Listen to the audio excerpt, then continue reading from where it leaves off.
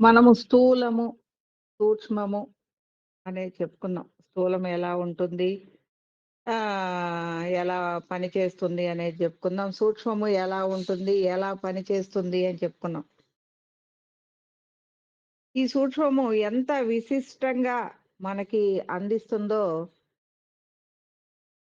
బాహ్య విషయాలు ఈ పాంచభౌతిక దేహానికి అందిస్తుంది. మీరందరూ గూడా చాలా విషయాలలో అనుభవించే ఉంటారు. నేను చెప్పే ఎగ్జాంపుల్స్‌లో ఒకరోజు నేను నిద్రపోతూ ఉన్నాను. అందులో ఒక కల వచ్చింది. అందులో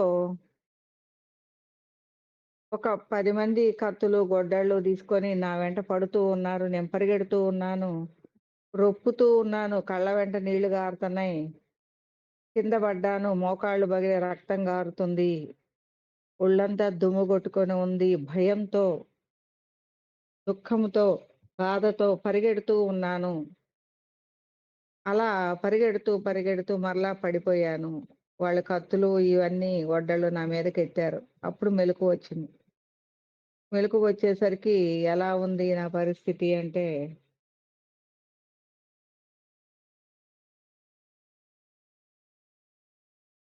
అయిపోయింది ఇంక నేను లేను అన్న నిమిషంలో మెలకువొచ్చేసరికి అది కాసేపు కల, నిజమా అనేది కూడా అర్థం గాని పరిస్థితిలో మనం కొట్టుమిట్టాడుతూ ఉంటాం. రొప్పుతూ ఉంటాం. పరిగెత్తలేదు గదా! ఎందుకు రొప్పుతున్నాం? పరిగెత్తలేదు గదా! మోకాలికి దెబ్బ తగిలింది. ఆ నొప్పి గూడా ఉంటుంది. ఆ నొప్పి గూడా తడుముకొని చూస్తాం. రక్తం గారుతూ ఉందే, నొప్పి పుడుతూ ఉందే అని చూసుకుంటే రక్తము గారదు, కానీ నొప్పి పుడుతుంది. ఆ కారినట్టు ఇబ్బంది గూడా ఉంది. అలా రొప్పుతూ ఉన్నాను. కళ్ళ వెంట నీళ్లు గారుతూ ఉన్నాయి. ఇయన్నీ జరుగుతున్నాయి. ఎందుకు జరుగుతున్నాయి? ఎక్కడి నుంచి జరుగుతున్నాయి? ఈ పాంచభౌతిక దేహం పడుకోనే ఉంది. కానీ సూక్ష్మ దేహము అనేది తన యొక్క భావన అనేది అలాంటిది జరిగినప్పుడు ఎలా ఉంటుందో అది అనుభవిస్తూ ఉంటుంది. ఈ పాంచభౌతిక దేహం నిద్రలో ఉంది, లేదంటే ఇంకొక రకంగా ఉంది అనేది దానికి పనిలేదు. దాని భావనలన్నీ పాంచభౌతిక దేహం మీద ప్రభావం చూపిస్తూనే ఉంటుంది. ఇలా ప్రభావం చూపిస్తూ ఉన్నప్పుడు మనం దాన్ని గ్రహిస్తూ ఉంటాం. అలాగే అనేక విషయాలు అంటే అలా జరుగుతుంది అనేది గాదు. అనేక విషయాలలో ఈ పాంచభౌతిక దేహం మీద ప్రభావం చూపిస్తూనే ఉంటుంది. చాలామంది గురుతుల్యులు ఈ పాంచభౌతిక దేహ స్థితిని దాటి ఆత్మ స్థితిలో వసిస్తూ ఉన్నప్పుడు వాళ్ళకి ఈ పాంచభౌతిక దేహం మీద నొప్పి ఇవన్నీ గూడా తెలీదు. ఈ పాంచభౌతిక దేహమునికి ఆత్మస్థితికి ఒక దూరం ఏర్పడుతుంది. ఆత్మ యొక్క ప్రభావం అదేంటి అంటే, ఈ పాంచభౌతిక దేహానికి తెలియచేయాలి, దాని ద్వారా నడిపించాలి అనేది దీనికి, దానికి మధ్యలో గ్యాప్ వచ్చేస్తుంది. ఎలా ఉంటారు అనంటే, మామూలు వాళ్ళు చకచకా తిరిగి పనులు చేసుకుంటూ ఉంటారు. ఈ గ్యాప్ వచ్చిన వాళ్ళు ఆత్మస్థితి, పాంచభౌతిక స్థితి గ్యాప్ వచ్చిన వాళ్ళు ఎలా ఉంటారు అంటే, ఇక తప్పదు ఈ పాంచభౌతిక దేహాన్ని ఒక ఆలోచనొస్తుంది. ఈ దేహాన్ని కదిలిచ్చి చెయ్యాలి అనేది తెలుస్తుంది. 2 విడివిడిగా తెలుస్తుంది. ఆత్మస్థితిలో ఈ పని చెయ్యాలి అని తెలుస్తుంది. పాంచభౌతిక దేహం మీద ప్రభావం చూపిచ్చదు. అందువలన తను ఎరుకగా ఈ పాంచభౌతిక దేహాన్ని కదిలించి పని జేసుకోవాలి.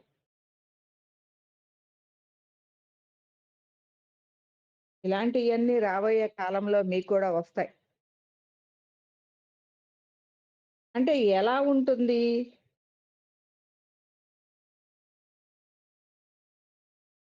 ఒక్కొక్కసారి అయితే మనకి దూరంలోనే ఉంటుంది. చెయ్యి చాపితే అందుతుంది. కానీ ఈ చెయ్యి చాపాలేము. దాన్ని అందుకోలేము. అలాగే చూస్తూ ఉంటాం. అంటే మన ఆలోచన ఏంటి అంటే, ఇది అది తీసుకొని మనం మంచినీళ్ళు తాగటమో, ఇంకొకటి తినటమో, లేదంటే ఒక వస్తువుని అందుకోవటమో చెయ్యాలి. చెయ్యి చాచదు. మన ఆలోచన అనేది ఉంటుంది. అక్కడ పని ఉంది. చెయ్యి చాచాలి, తీసుకోవాలి అని. ఇది చెయ్యి చాచదు. ఎందుకంటే దేహం మీద పని చేయటం లేదది. దాన్ని సొంత బలవంతంగానే ఆ పని చేయాల్సొస్తది. బలవంతంగా అంటే మరీ ఏదో నెట్టిబడి జేసేది గాదు. కొంతసేపు నిదానంగా చేస్తది. అందువల్ల ఆత్మస్థితిలో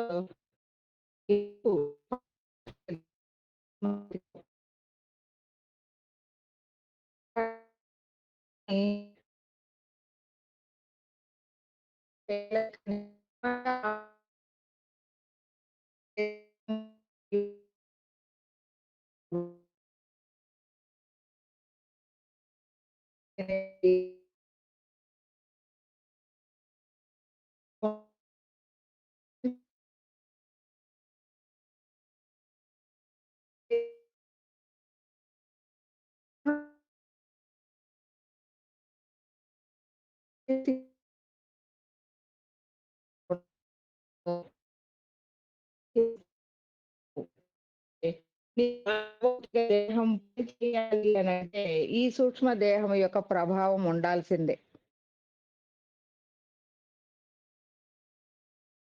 దీనికెప్పుడు దేహ భావనే ఉంటుంది. దేహముతో పని చేసే భావనే ఉంటుంది. కాబట్టి, ఈ సూక్ష్మ దేహం మీద ప్రభావం చూపిచ్చి, ఆ సూక్ష్మ దేహం యొక్క ఆలోచన పాంచభౌతిక దేహం మీద కలిగించింది.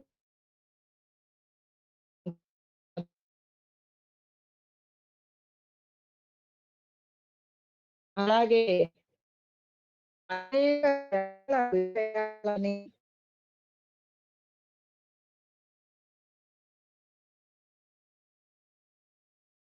నిక్షిప్తముగా చూపుతుంది.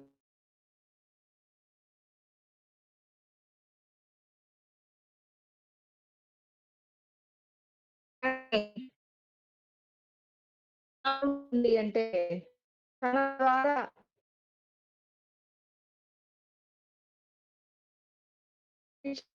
ఉన్న జ్ఞానాన్ని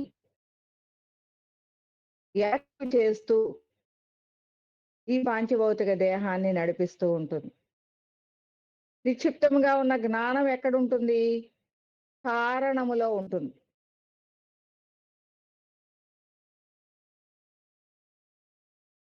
అంటే తను ఏదైతే రిసీవ్ చేసుకుందో, ఆ జ్ఞానమంతా కారణంగా ఉంటుంది. ఆ కారణములో ఉన్న జ్ఞానాన్ని ఈ సూక్ష్మ దేహము పురాణాత్మకంగా గ్రహించి, ఈ పాంచభౌతిక దేహం ద్వారా పని చేసుకుంటూ ఉంటుంది. అలాంటి ఈ పాంచభౌతిక దేహము ఎప్పుడూ కూడా గుణాలతో త్రిగుణాలు అనేవి దీని మీద పని చేస్తూ ఉంటాయి. ఈ సూక్ష్మ దేహం మీద సారీ. పాంచభౌతిక దేహంగా ఉన్నప్పుడు త్రిగుణాల యొక్క ప్రభావం ఎక్కువగా ఉంటుంది. సూక్ష్మ దేహంగా ఉన్నప్పుడు ఈ త్రిగుణాలు అంటే ఈ పాంచభౌతిక దేహమే సూక్ష్మ దేహం.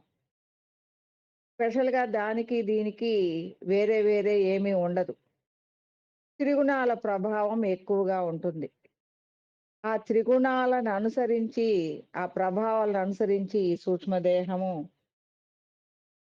అరిషడ్ వర్గాలతో కలిసి పని చేస్తూ తన ప్రభావాలని నియంత్రించుకోలేకుండా, తనని తాను నియంత్రించుకోలేని స్థితిలోనే ఇది పాంచభౌతిక దేహం మీద తనలో ఉన్న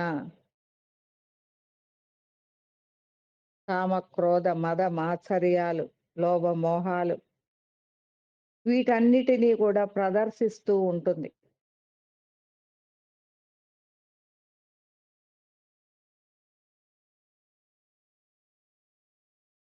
అలాగే ఈ సూక్ష్మ దేహం మీద అనేక ప్రభావాల తాలూకు అనేక విషయాల తాలూకు ప్రభావాలు, అనేక కర్మల తాలూకు, అనేక భావనల తాలూకు, మన చుట్టూ ఉన్న ప్రాపంచికంగా ఉన్న అనేకమైన ఒత్తిడిల తాలూకు, మన ఇంట్లో వాళ్ళవ్వచ్చు, బయట వాళ్ళవ్వచ్చు, ప్రాపంచిక విషయాలవ్వచ్చు, చుట్టూ అనేకమైన భావనలు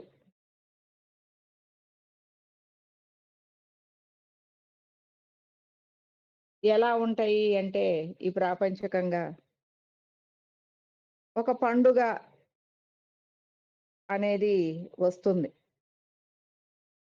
ఆ పండుగ అనే ఈ భావన అనేది ఎంతో ఎన్నో సంవత్సరాల నుంచి లేదు కొన్ని వందల సంవత్సరాల నుంచి ప్రయాణం చేస్తుంది.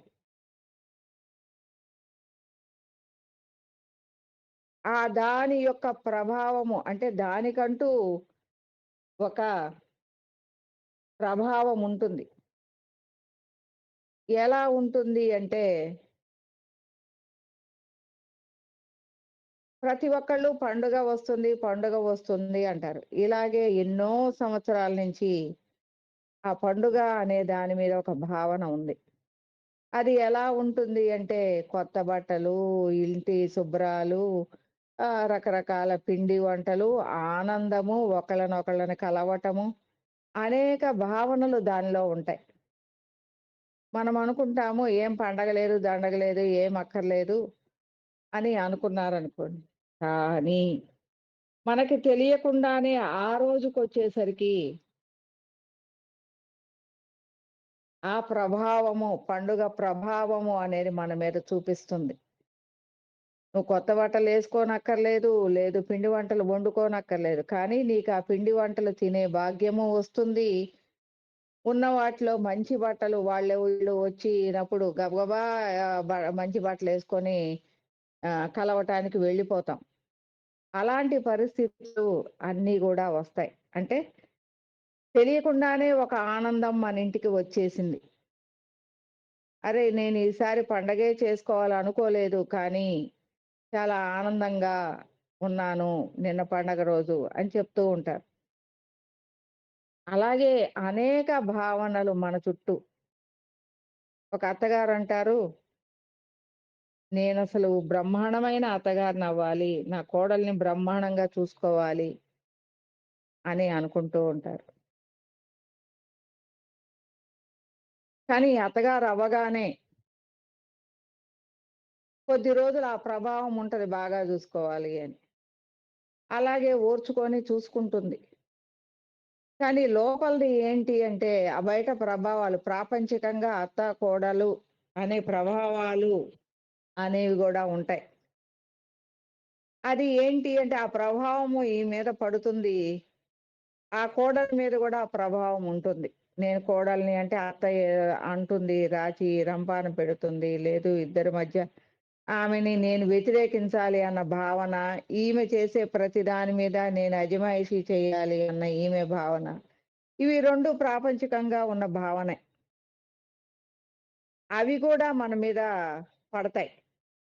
పడినప్పుడు వీళ్ళకి తెలియకుండానే వీళ్ళ ఆలోచన ప్రభావాలు వాటికి వ్యతిరేకంగా మారతాయి.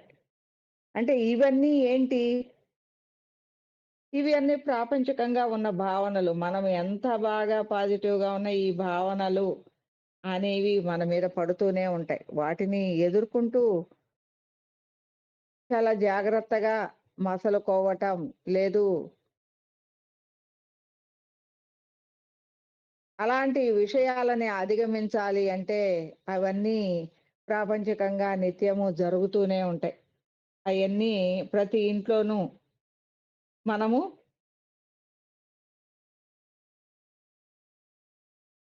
గమనిస్తూనే ఉంటాం.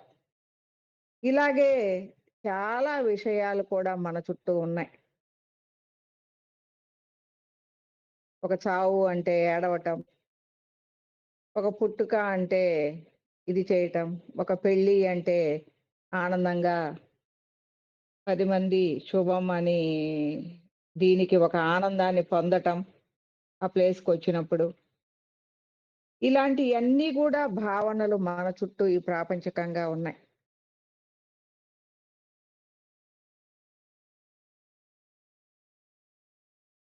ఇవన్నీ గూడా మనం చూస్తూనే ఉంటాం. కానీ వాటి మీద ఎరుక లేదు. ఇవన్నీ ఈ సూక్ష్మ దేహాల మీద ప్రభావాలుగానే ఉంటాయి. వీటన్నిటిని ఇవన్నీ గూడా మనసు మీద, మన మీద, పాంచభౌతిక దేహం మీద, సూక్ష్మ దేహం మీద ప్రభావాలుగానే ఉంటాయి.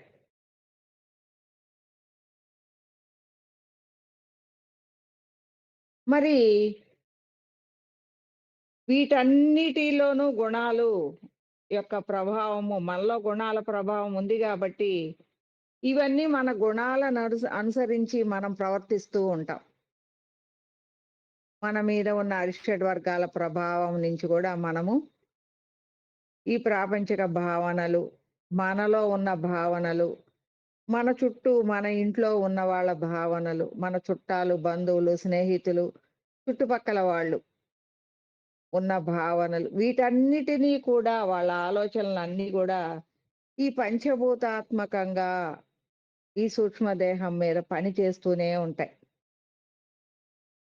మనము చాలా విషయాలలో బంధువులు, వాళ్ళ విషయాలు ఎట్లున్నాయి, వీళ్ళ విషయాలు ఎట్లున్నాయని ఆలోచిస్తూ ఉంటాం. అప్పుడు వాళ్ళు గూడా మన విషయాలని ఆలోచిస్తూ ఉంటారు. అలా మనం వాళ్ళకి ఫోన్‌లు జేస్తూ ఉంటాం. బంధువులకి, వాళ్ళకి. నేను గూడా అనుకుంటున్నాను, మీ గురించే ఆలోచిస్తున్నాను అని చెప్తారు. మనం గూడా అదే మొన్న ఇట్లాగయింది, అట్లాగయింది, ఇది ఎట్లుంది అని మనం గూడా అనేక విషయాలు వాళ్ళ విషయాల్లో మాట్లాడుతూ ఉంటాం. వాళ్ళు గూడా అలాగే మన విషయాలలో గూడా మంచి అవ్వచ్చు, చెడు అవ్వచ్చు. మన విషయాల గురించి ఆలోచిస్తూ మాట్లాడుతూ ఉంటారు. మరి ఇలా ఉన్న మనము వాళ్ళ మీద దృష్టి తీసేసి ఆధ్యాత్మికం వైపు దృష్టి పెట్టాం. మనము ఆలోచిస్తున్నంత కాలం వాళ్ళు ఆలోచిస్తూ ఉన్నారు. మనం ఎప్పుడైతే వాళ్ళ మీద, చుట్టుపక్కల వాళ్ళ మీద ఆలోచనలు మార్చివేసి, మన మీద మనం ఆధ్యాత్మికంలో పెట్టుకున్నప్పుడు,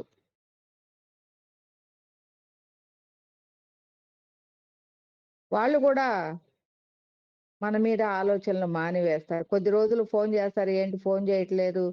నువ్వేదో అందులో జేరిపోయావు అని అంటారు 1, 2 సార్లు. తర్వాత వాళ్ళు గూడా కదలరు. ఎందుకు అంటే మన ఆలోచన వాళ్ళ మీద లేదు. మన స్పందన. వాళ్ళకక్కడ మన ఆలోచన కదిలించబట్టలేదు.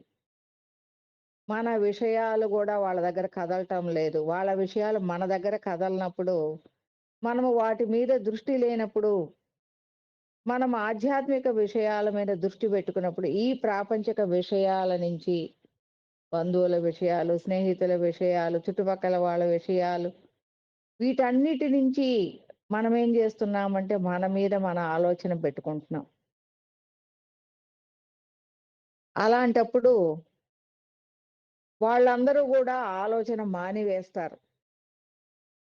చిన్నగా కొద్ది రోజులు గుర్తుకొస్తారు. తర్వాత మానివేస్తారు. ఎందుకు మానివేస్తారు అంటే ఇక్కడ స్పందన లేదు. వాళ్ళు ఆలోచించిన ప్రతి స్పందన గూడా లేదిక్కడ. అందువలన వాళ్ళకి ఆ ఆలోచన రావటం మానివేస్తుంది.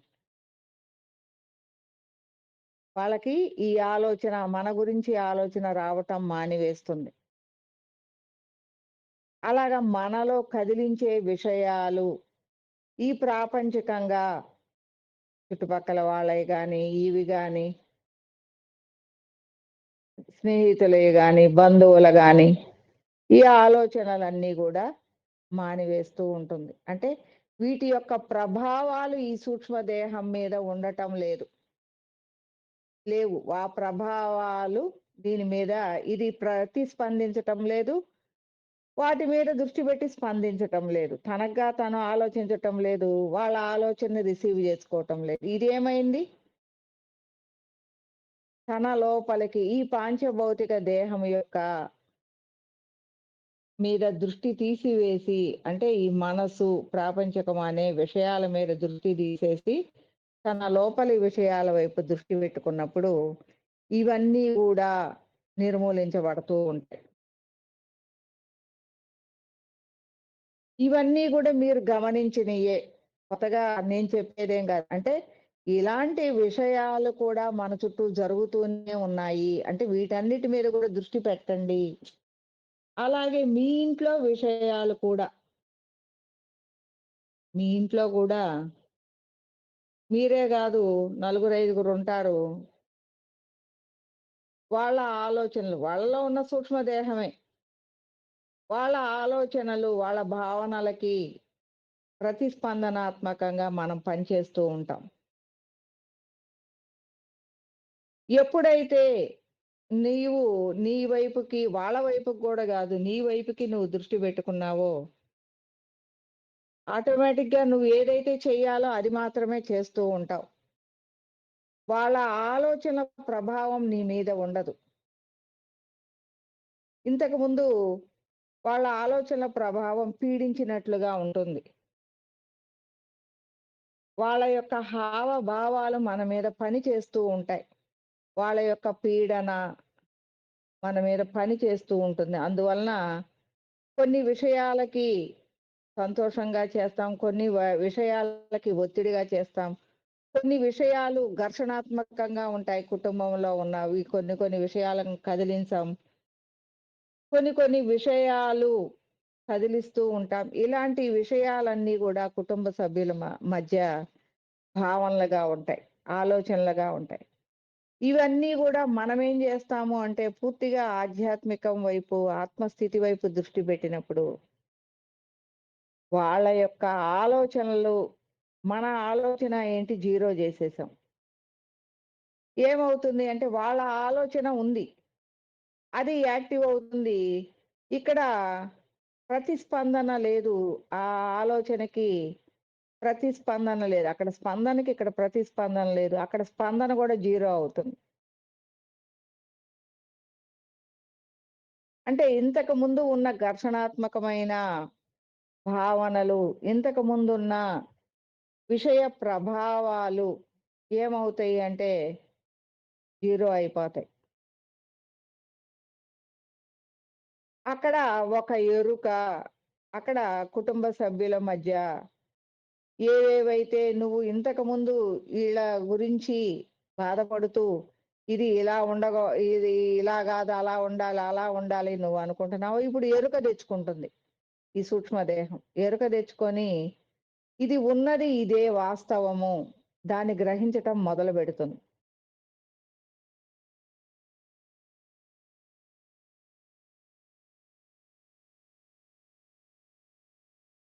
ఇక్కడ మనకి ఒక బావిలో కప్ప అని చెప్పుకుంటూ ఉంటారు. బావిలో కప్ప అంటే వాళ్ళకి ఏమీ తెలియకపోయినా తెలిసినట్టుగా ఉంటారు. ఇదే నా లోకమని, అని అనుకునే వాళ్ళని బావిలో కప్ప అంటారు. కానీ ఆధ్యాత్మికంగా దృష్టి పెట్టిన వాళ్ళు పూర్తిగా బావిలో కప్పలాగానే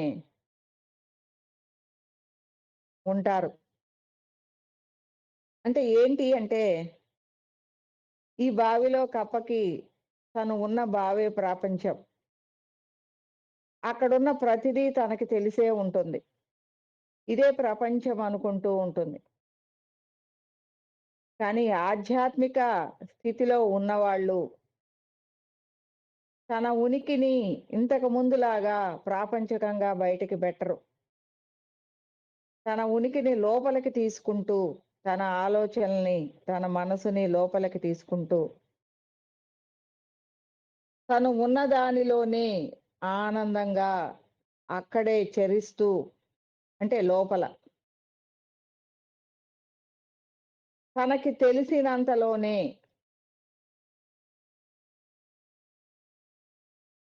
అనుభవి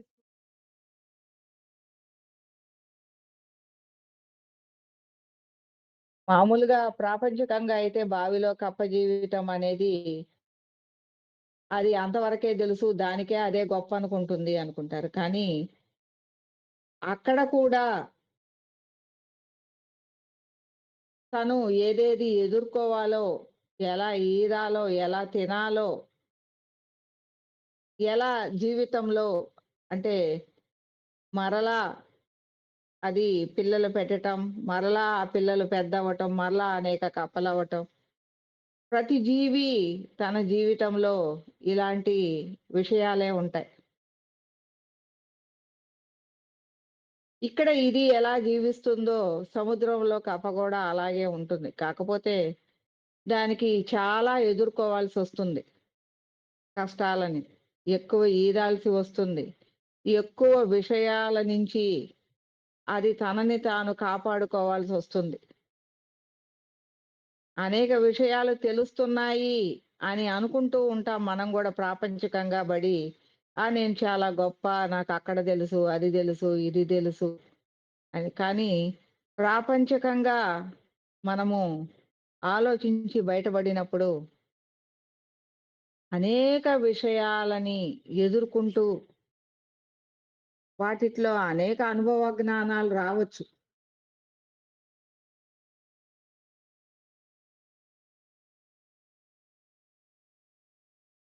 కానీ ఆత్మజ్ఞానిగా, ఆత్మజ్ఞానిగా అంటే ఈ ప్రాపంచికంగా ఎక్కువగా లేకుండా తనలో తాను ఉండేవాళ్ళుంటారు. వాళ్ళు మనం పడినంత కష్టాలు పడక్కర్లేదు. వాళ్ళు ఎక్కువగా చరించరు. ఎక్కువ విషయాల మీద దృష్టి పెట్టరు. ఇది చాలులే మనకి ఇంతవరకుంటే చాలులే అనుకుంటారు. వాళ్ళ జీవితం ఎలా ఉంటది అంటే, ఎక్కువ కష్టాలు ఇయన్నీ ఏమి ఉండవు వాళ్ళకి. ఎక్కువ ఎదుర్కోవాల్సిన పని ఉండదు. వాళ్ళు ప్రశాంతంగానే ఉంటారు. వాళ్ళ బాధ పక్కనాళ్ళ మీద పడుతూ ఉంటుంది. ఎందుకంటే పక్కనాళ్ళు ఏమనుకుంటారంటే, ప్రాపంచికంగా ఇలా ఉండాలి అనే ఆలోచన కలిగి ఉంటారు. ప్రాపంచికమైన విషయాల మీద ప్రభావాలు అలాగే ఉంటాయి గాబట్టి. వీళ్ళు అంతగా చెరించటం లేదు. కానీ, ఈ పక్కన ఉన్న వాళ్ళకి తప్పదు. వాళ్ళ విషయాలు, వీళ్ళ విషయాలు అన్నీ కలిపి చేసుకోవాల్సొస్తుంది. వీళ్ళకి బాధ ఎక్కువుంటుంది. ఎక్కువ పనులు చేయాల్సొస్తది. ఎక్కువ ఆలోచించాల్సి వస్తుంది. ఎక్కువ ప్రభావాలు పడుతూ ఉంటాయి. ఒక ఇంట్లోనే నేను చెప్పేది. ఇలాంటి విషయాలలో ఉన్నప్పుడు కూడా ఆధ్యాత్మికంగా మనం దృష్టి పెట్టగలిగినప్పుడు, ఏదైతే సఫర్ అవుతున్నామో ఆ విషయాల నుంచి కూడా బయటపడుతూ ఉంటాం. అరే! వీళ్ళు చేయటం లేదు అనుకున్నాను. చేయటం లేదు గాదు. అంత ఆలోచన అవసరం లేదు అనేది కూడా తెలుసుకుంటూ ఉంటాం. అంటే ఈ ప్రాపంచిక ప్రభావాలు మన చుట్టూ మన పిల్లల విషయంలో గాని, మన ఆర్థిక పరిస్థితుల్లో గాని, మనం చేసే పనుల విషయంలో గాని, వీటన్నిటియి గూడా మన మీద ఉంటాయి. ఇదంతా సూక్ష్మ దేహం యొక్క పనే. సూక్ష్మ దేహం మీదే ప్రభావాలుగా ఉంటాయి. కాబట్టి మనము నిత్య జీవితంలో ఈ సూక్ష్మ దేహము అనేది చాలా ప్రభావవంతంగా మన జీవితాన్ని ముందుకు నడిపిస్తూ ఉంటుంది.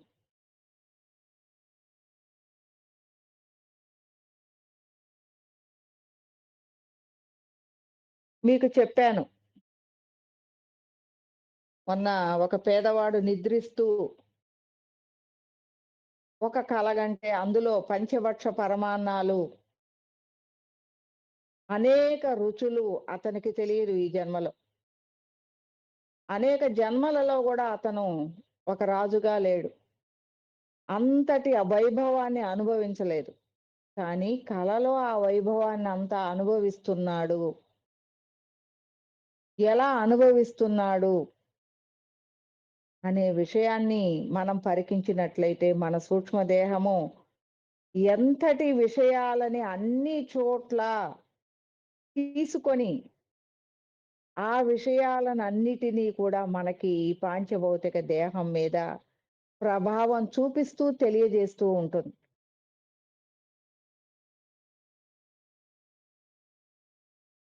మనము ఎక్కడికన్నా వెళ్ళినప్పుడు ఒక కొత్త పదార్థం పెట్టినప్పుడు, ఇది బాగుంది. నేనింతకు ముందు ఎప్పుడు తినలేదు. ఇది ఏంటి అని అడుగుతాం. దాని రుచిని ఆస్వాదించినప్పుడు తర్వాత ఎప్పుడో తిన్నా గూడా, ఇది అప్పుడు నేను తిన్నాను అనేది మనకి గుర్తుంటుంది.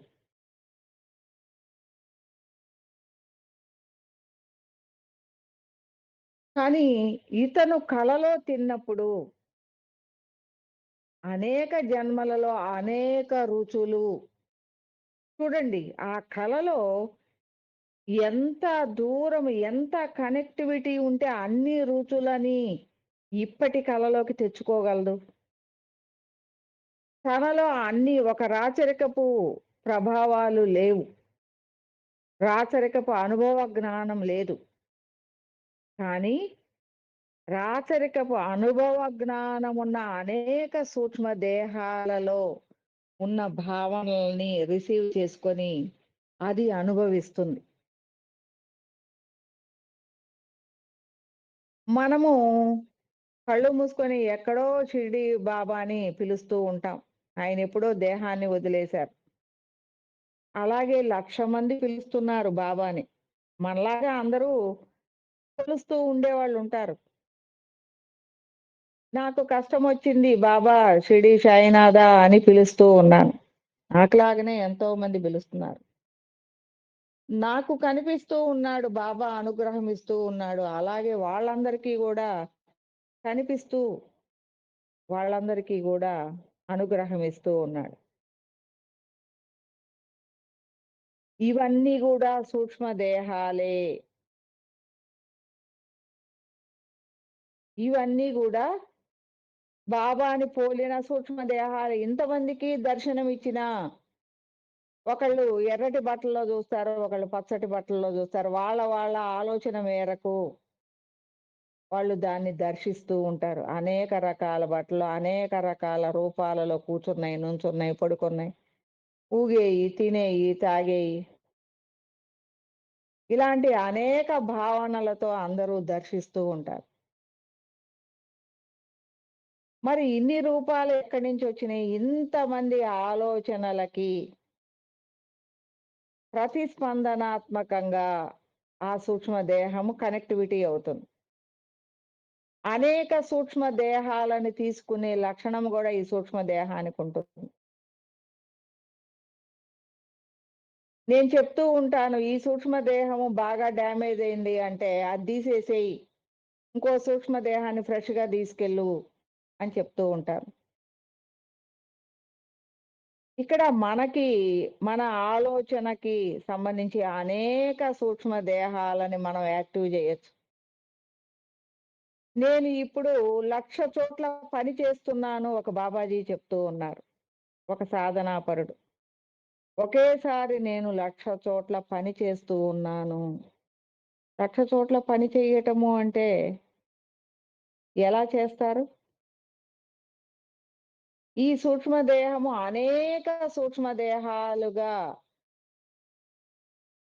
స్పందిస్తూ ప్రతిస్పందనాత్మకంగా అనేక పాంచభౌతిక దేహాలని పని చేయిస్తూ ఉంటుంది. అది కారణమవుతుంది.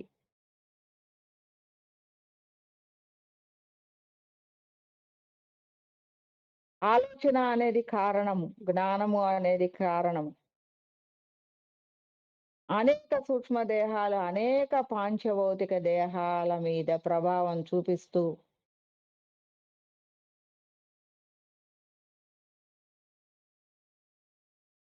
అనేక ఆలోచనలు. ఒక ఆమెకి ఇల్లు గావాలి, ఒక ఆమెకి బట్టలు గావాలి, ఒక ఆమెకి సొమ్ములు గావాలి, ఒక ఆమెకి పిల్లకి పెళ్లి గావాలి, ఒక ఆమెకి అనేక కోరికలు. మరి వాళ్ళందరి కోరికలు బాబా తీర్చాలి అంటే, ఆయన వాళ్ళ ఆలోచనకి ప్రతిస్పందనగా అనేక సూక్ష్మ దేహాల మీద ప్రభావం చూపిచ్చాలి.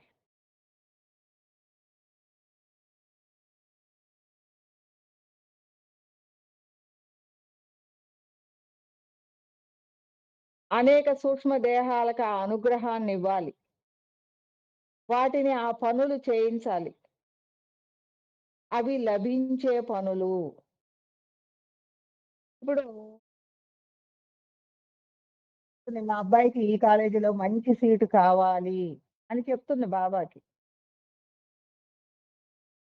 బాబా ఏం చేస్తున్నాడు? తన సూక్ష్మ దేహాన్ని ఆమెకు అనుసంధానం చేస్తూ, ఆమెతో పాటు నడుస్తూ, ఆమెకు చుట్టూ ఎవరెవరైతే ఆ కాలేజీలో ఉన్నారో, ఆ కాలేజీకి సంబంధించిన కుటుంబాలు ఏవేవి ఉన్నాయో, వాటికి అనుసంధానం చేస్తూ అక్కడి దాకా మధ్యలో తీసుకెళ్ళగలిగి ఉండాలి.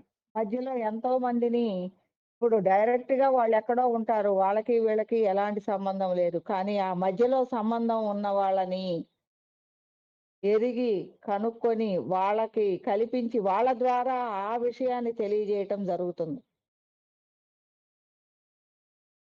చూడండి ఎంత పని జేయాలో. అలా స్పందిస్తూ బాబా ఎవరినో మధ్య వాళ్ళని స్పందింపజేస్తూ ఆలోచనకి, వాళ్ళు వీళ్ళకి ఫోను చేయటం గానీ, ఎక్కడన్నా కనపడటం గానీ, అప్పుడు ఆ కాలేజీ విషయం మాట్లాడటం జరుగుతుంది. అవును. నేను దాని కోసమే చూస్తున్నాను. భలే చెప్పారే మీరు. నాకు ఈ విషయమే కావాలి అని అనుకుంటూ ఉంటా.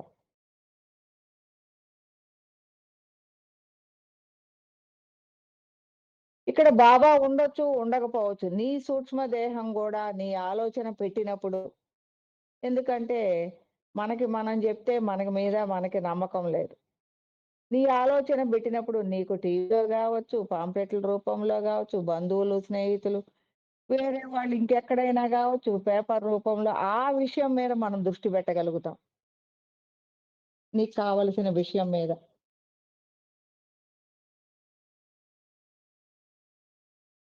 ఇలాంటివన్నీ అనేక సూక్ష్మ దేహాల నుంచి మనకు అందుతూ ఉంటాయి. దీని స్పందన ఉంది. దీని స్పందన వ్యాపించి ఉంది. అనేక వాటి మీద ఇది పెట్టి ఉంది. ఎప్పుడైతే దీని ఆలోచన పెట్టి ఉందో, దానికి ప్రతిస్పందనాత్మకంగా అది తెలిసిన అనేక సూక్ష్మ దేహాలు యాక్టివ్ అవుతూ దాన్ని మీడియేటర్స్ అంటే మధ్యవర్తుల ద్వారా అనుసంధానం అవుతూ ఉంటారు. అది పేపర్ అవ్వచ్చు, టీవీ అవ్వచ్చు, బంధువులవ్వచ్చు, స్నేహితులవ్వచ్చు, పక్కనాళ్ళవ్వచ్చు, ఎక్కడైనా ప్రయాణంలో కలిసేవాళ్ళవ్వచ్చు, ఏదైనా అవ్వచ్చు.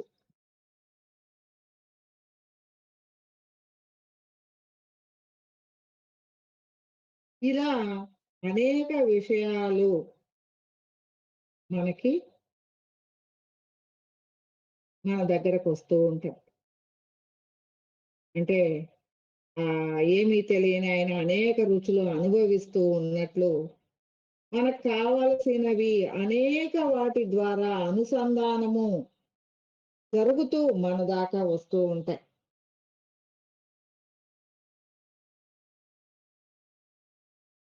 చాలా విషయాలలో మన చుట్టూ అనేక ఆలోచనలు ఒక చోటకెళ్తూ ఉన్నాం. సరే అక్కడికి వద్దు అని అనిపిస్తుంది. మన లోపల ఆ ఎరుక అది తెలుస్తూ ఉంటది. వద్దు అని అనిపించిందేంటి అని. కానీ ఎళ్తాం. ఎళ్ళిన తర్వాత అనిపిస్తుంది ఇక్కడికి వద్దు అని అనిపించినా గూడా నేనొచ్చాను అని.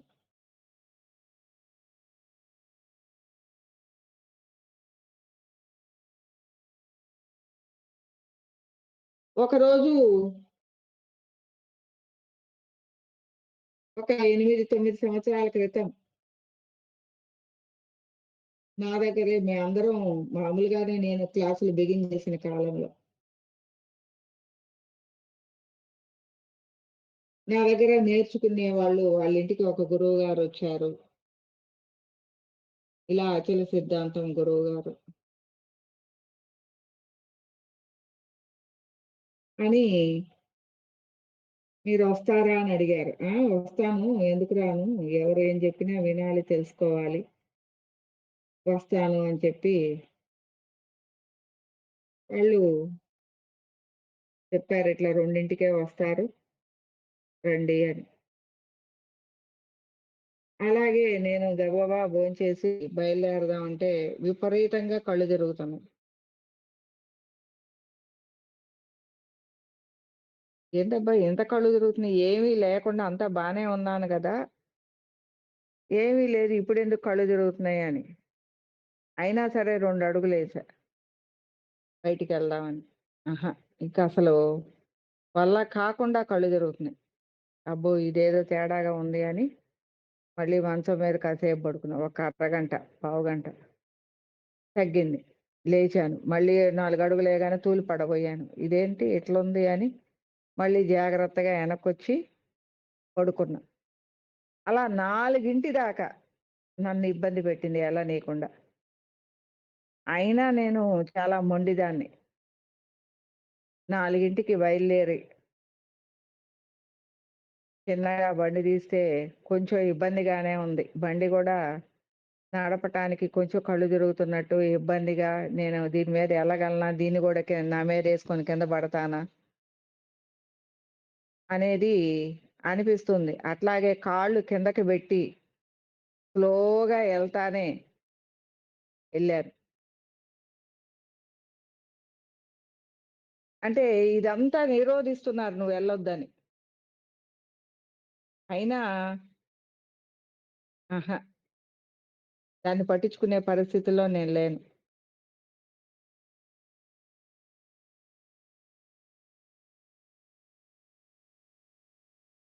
అక్కడికెళ్ళాను. వాళ్ళందరూ మంచి దీంట్లో వింటూ ఉన్నారు. ఆయన చెప్తూ ఉన్నారు. నేనెళ్ళాను. ఒక సోఫాలో ఖాళీ ఉంటే కూర్చున్నాను. కూర్చోవటం గూడా రిలాక్స్‌డ్‌గా కూర్చున్నాను. ఆయనొక గురువుగారు, నేనొక శిష్యురాలిని ఇట్లాగా వినయంగా కూర్చోవాలి అన్న ఆలోచన గూడా నాకేమి లేదు. ఎందుకంటే అప్పటికయన్నీ గూడా పెద్దగా తెలీదు.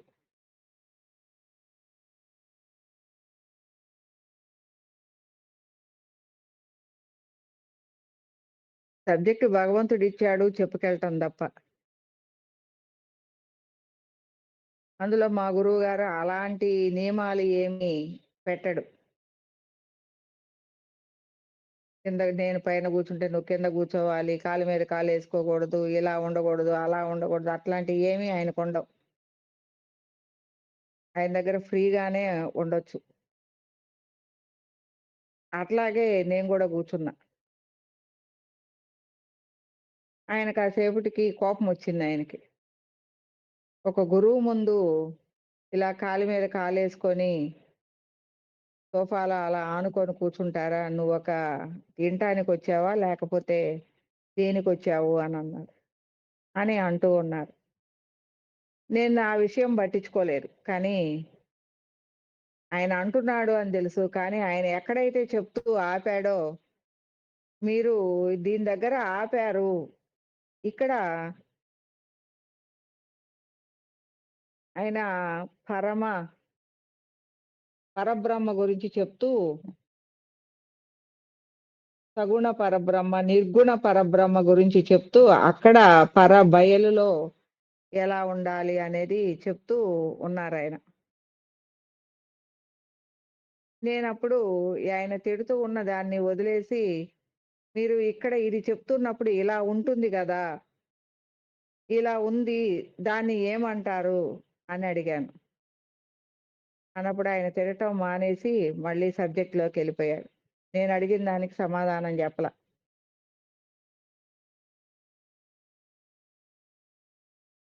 తర్వాత క్లాస్ అయిపోయిన తర్వాత మీరందరూ మా ఆశ్రమానికి రండి అని చెప్తూ వాళ్ళకి జెప్పాడు. ఎవరైతే పిలిచారో ఆ ఇంటాళ్ళకి. వస్తా వస్తా ఈమెను గూడా తీసుకురండి. ఇలాంటి శిష్యురాలు ఒకళ్ళు దొరికితే ఆ గురువు జన్మ ధన్యమైపోతుంది అన్నాడు. ఎన్నాళ్ళ నుంచి మీకు జెప్తున్నాను. ఒకటన్నా పట్టుకున్నారా? ఒక్క క్వెషనన్నా అడిగారా నన్ను? ఒక్క విషయాన్ని ఇది పట్టుకున్నాము. ఈ అనుభవం ఎలా ఉంది అని నన్నడగలేదు మీరు.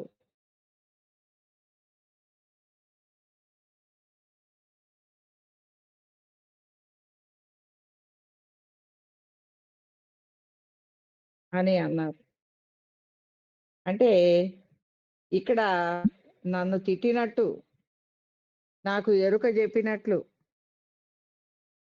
ఎలా ఉండాలి అనేది జెప్పినట్లు ప్లస్సు నాకు గావాల్సిన సమాధానం కోసం నన్నక్కడికి రమ్మని చెప్పటం అన్నమాట. అంటే నీకు సమాధానం నువ్వడిగిన దానికి నా సమాధానం నేనివ్వాలి అంటే, నా దగ్గరికి రావాలి అని చెప్పటం. నేను ఏదైతే గ్రహించానో దాన్ని గూడా ప్రశంసించటం. జరిగింది. కానీ ఇక్కడ నా మీద ప్రభావం అనేక స్వరూపాలు చూపించినియి. అంటే నువ్వెళ్ళొద్దు.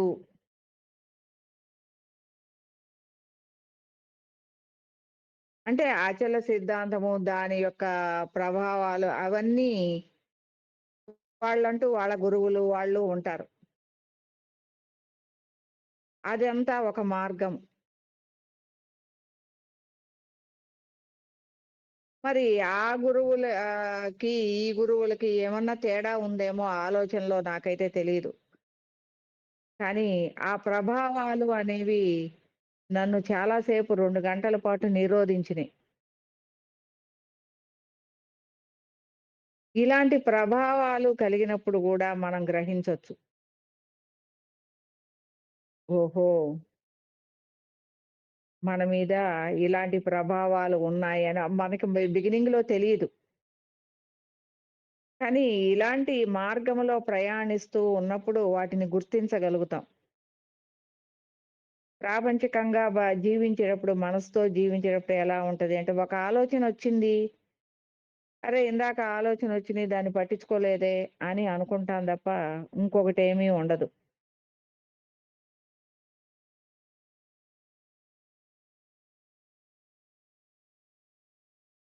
అంటే మనము ఈ ఆధ్యాత్మిక జీవనంలో ప్రయాణిస్తూ ఉన్నప్పుడు ఈ ఆలోచనలన్నీ గూడా ఎరుకగా అంటే మన చుట్టూ అనేక ప్రాపంచిక భావనలు గూడా ఎరుకగా వాటిని గమనించుకోవాలి. ఇలాంటివన్నీ ఉంటాయి. వాటన్నిటిని గూడా అవన్నీ ప్రభావవంతంగానే ఉంటాయి.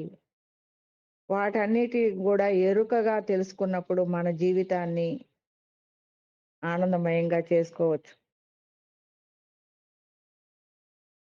మనకి అర్థమవుతూ ఉంటుంది అనేక విషయాలలో.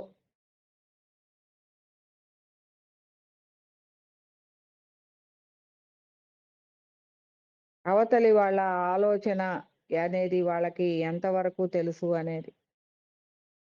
అందువలన మనమే దాన్ని ఎరుకగా గమనించి దాన్ని మార్చుకోగలిగిన వాళ్ళ ఆలోచనతో మనం మార్చుకోగలిగినప్పుడు అక్కడ ఘర్షణ లేకుండా ఉంటుంది. ఇలాంటివన్నీ గూడా మనం ఆలోచన ద్వారా ఎరుకగా గ్రహించుకోవచ్చు. ఇదంతా సూక్ష్మ దేహం చేసే పనే.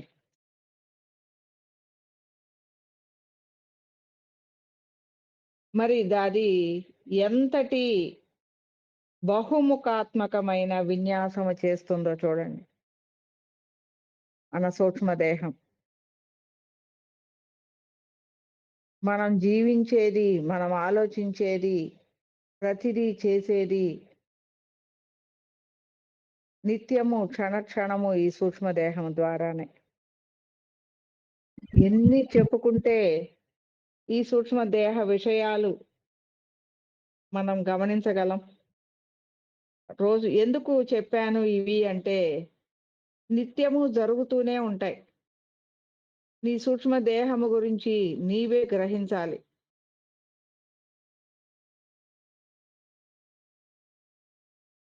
అనేక విషయాలు నిత్యము జరుగుతూనే ఉంటాయి. మనం చెప్పుకున్నాయి ఒక చిన్న ఆవగింజంత. మన జీవితంలో ఈ సూక్ష్మదేహం యొక్క ప్రభావం అనంతం.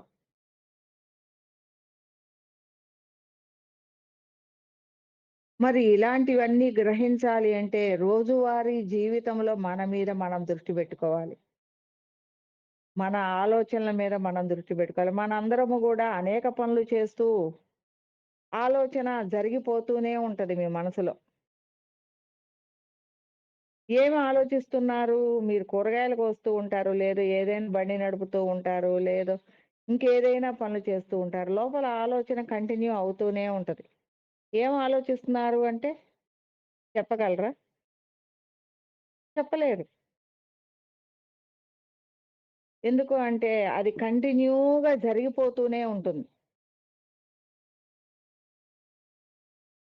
అలాగే మనం నిద్రిస్తూ ఉన్నప్పుడు గూడా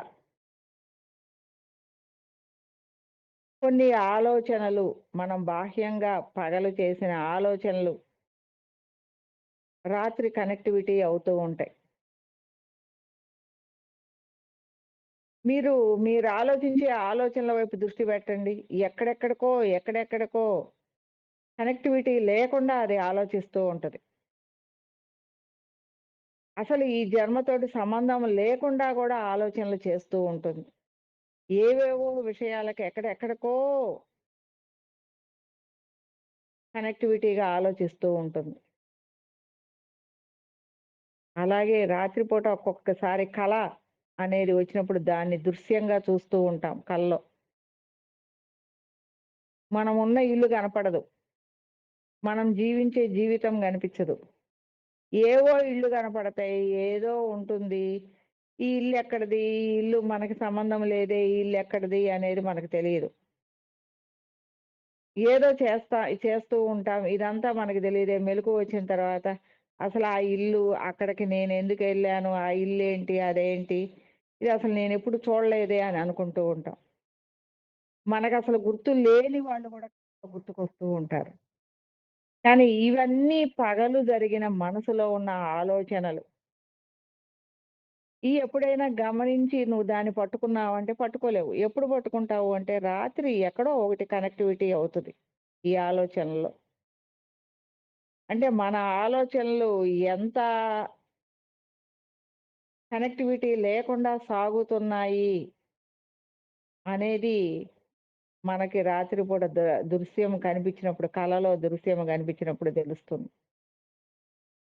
అలాగే నువ్వు ఆధ్యాత్మికం చేసినప్పుడు ఈ ఆలోచనల పరంపర తగ్గిపోతుంది.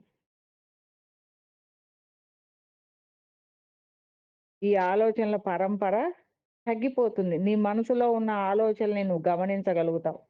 ఇంతకుముందు ఒక్క నిమిషం ముందు ఏం జరిగింది? ఏం ఆలోచనొచ్చింది అంటే చెప్పలేం. కంటిన్యూ అయిపోతూనే ఉంటాయి ఆలోచనలు. కానీ ఇప్పుడు 5 నిమిషాలు, 10 నిమిషాల క్రితం ఆలోచనలు గూడా నువ్వు చెప్పగలవు. ఎందుకు అంటే అది స్థిమితం అయిపోయింది. ఎప్పుడో తేపకొక్క ఆలోచనే వస్తుంది. ఆ ఆలోచనని నువ్వు గమనించగలిగి ఉంటావు. ఆ ఆలోచనని నువ్వు గమనించగలిగి ఉంటావు. దాన్ని ఇక్కడే దృశ్యంగా చూస్తూ ఉంటావు పగలే. అంటే కంటికి కనిపిస్తేనే దృశ్యమని గాదు. మనసులో భావనని నువ్వు పట్టుకోగలిగితే అది దృశ్యమవుతుంది. ఓహో! ఈ ఆలోచన కలిగి ఉన్నానా? అనేది నీకు హృదయ దృశ్యంగానే ఉంటుంది. అంటే ఎలా ఉంటుంది అంటే మీ ఫ్రెండ్ గురించి ఫలానా వాళ్ళు మీకు తెలుసా? అంటే ఆ! తెలుసు మా ఫ్రెండే అంటావు. అక్కడ మీకు దృశ్యం ఉంది. ఎలా ఉంది? మీ ఫ్రెండ్ రూపం కనిపిస్తుంది. కనిపించడం అంటే కంటి ముందు గాదు. మీ లోపల భావన. అక్కడ వాళ్ళ ఆలోచన అంటే వాళ్ళెలా ఎలా వాళ్ళ మనస్తత్వము, వాళ్ళ మనసు, వాళ్ళేంటి, వాళ్ళ హృదయం ఏంటి, వాళ్ళ ఆలోచన స్థితి ఎలా ఉంటుంది అనేది మీకు వెంటనే కనెక్టివిటీ అవుతుంది. అంటే మీ హృదయంలో ఒక దృశ్యం వచ్చేసింది. వాళ్ళ పేరు చెప్పగానే, వాళ్ళ విషయం చెప్పగానే. ఆ! పలానా వాళ్ళు వీళ్ళు అని. అంటే అది దర్శనమే.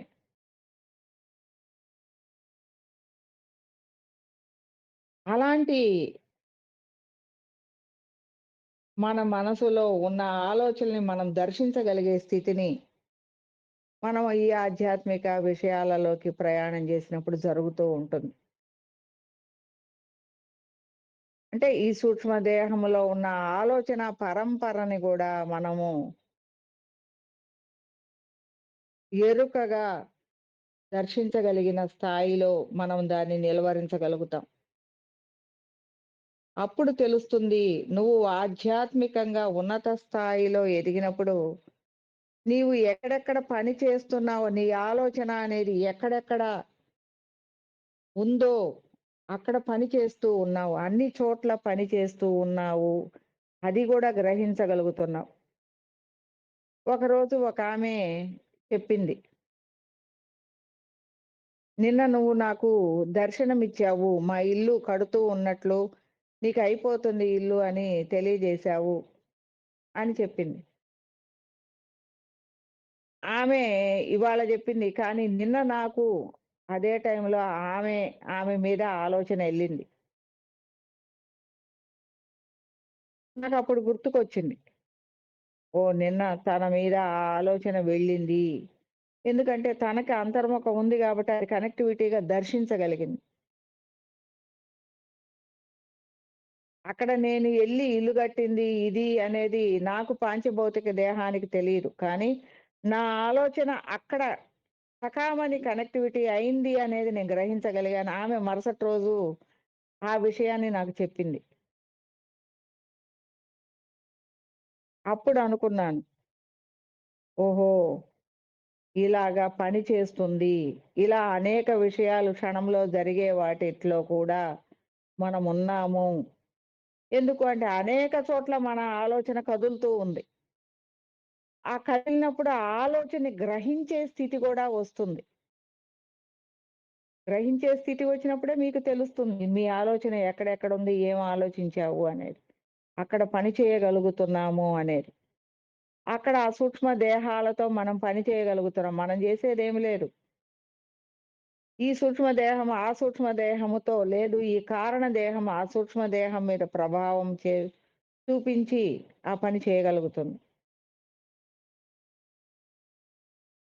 ఇది కారణ దేహంగాను చెప్పుకోవచ్చు. ఆమెకి కారణ దేహం. మనకి సూక్ష్మ దేహమే.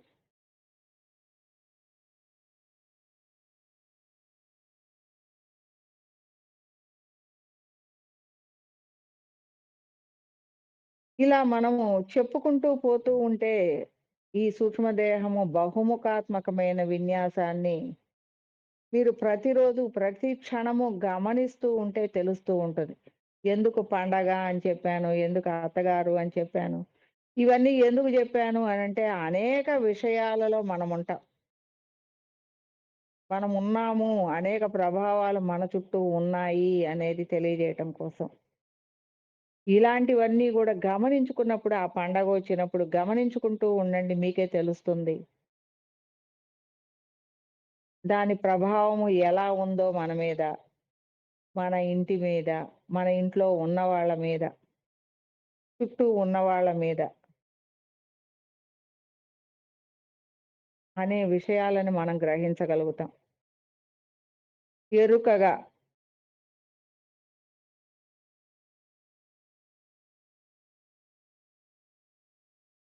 అలా ప్రాపంచికంగా చాలా విషయాలున్నాయి.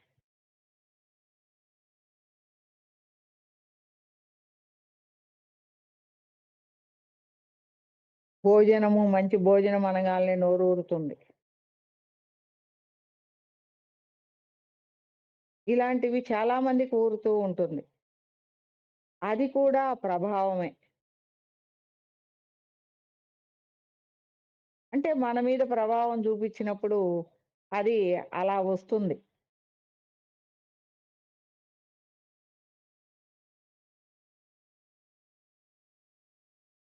ఇలా ఎన్నిటి మీద మనము చెప్పుకుంటూ పోతే 1 గాదు, 2 గాదు గుర్తుకొస్తూ ఉంటాయి.